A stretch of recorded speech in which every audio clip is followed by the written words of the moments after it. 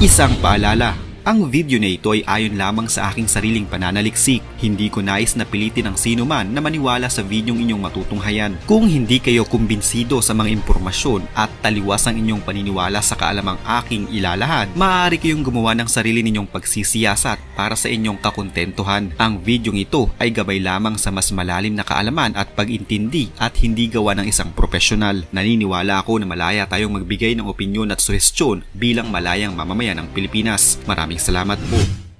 Pawang makapangyarihan, maimpluwensya at mayaman. Ganyan kung ilarawan ang mga nasa likod ng pagkawala ng mga sabungero na isiniwalat ng isa sa mga akusado na si alias Totoy ayon sa Justice Department.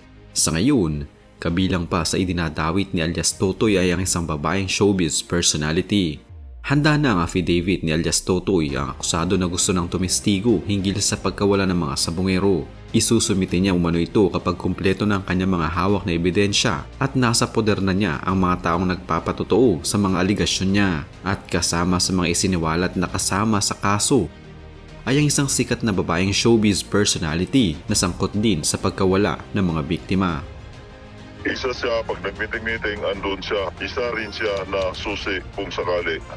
Siya ang mas marami ding alam.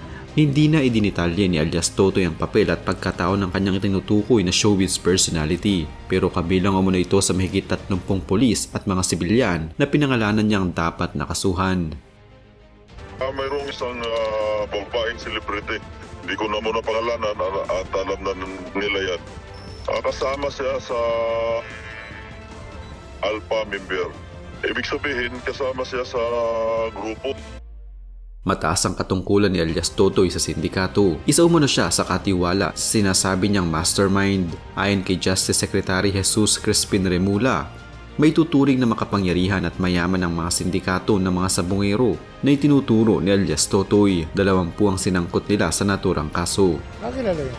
Pero hindi natin pwedeng i-reveal pa kasi nagka-case build na pa rin tayo. May grupo yan kasama pero meron talagang corporate setup yung principal natin na committees. Bukod sa organisado, malalim din umano ang kapit ng grupo. Mayroon pa tayong grupo ng police officers na involved. Hindi ito basta-basta. Some of them, government officials. Minsan na din umanong ipinagmalaki ng mastermind na hanggang sa Supreme Court ay may impluwensya sila. Basta yung sinasabi ng mastermind, narinig ko yung kanyang in his own words, kaya natin yan kahit sa Korte Supreme. Kahit Supreme Court to, kaya niya.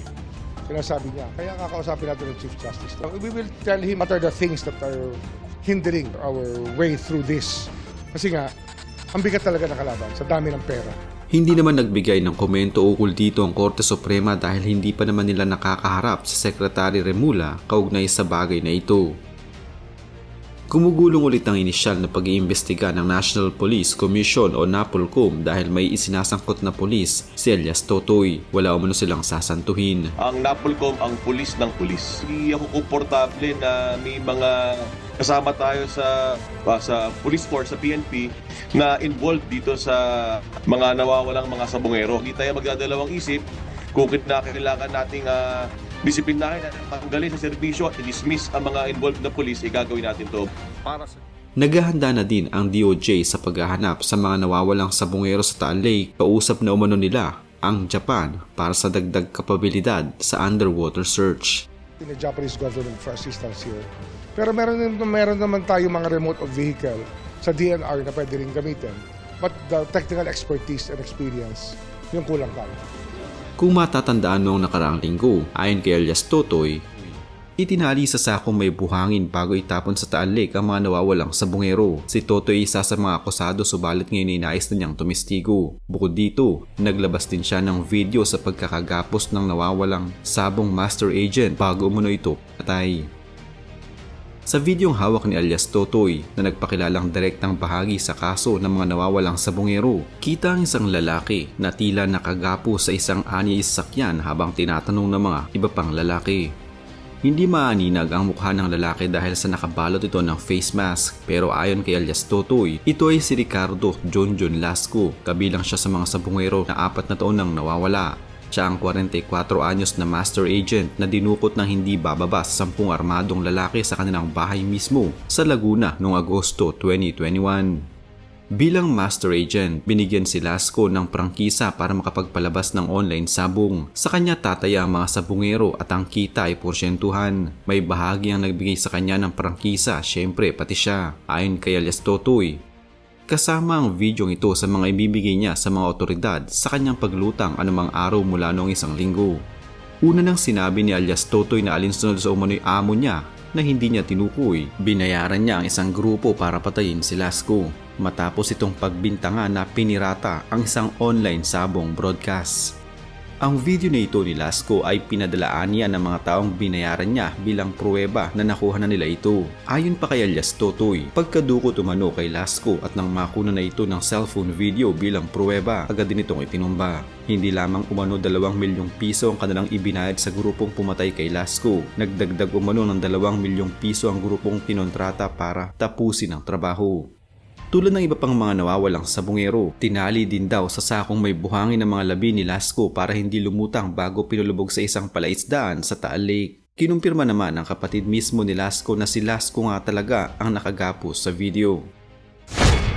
Kilala na at nakausap na mismo ni Justice Secretary Jesus Crispin Remulla ang lumantad na testigo kaugnay ng kaso ng mga nawawalang sabungero. Sa kaniyang salaysay, sa mismong Taal Lake umano ibinao ng mga biktima at para sa kanya, imposibleng may buhay pa sa kanila. Ayon kay Remulla, nakausap na niya ang testigo bago pa ang halalan noong Mayo 12 at may binanggit itong mahigit 10 katao na umano'y sangkot sa krimen. Makikipag-ugnayan umano ang DOJ sa mga kaukulang ahensya para sa posibilidad ng paggamit ng technical divers sa Taal Lake upang maghanap ng human remains.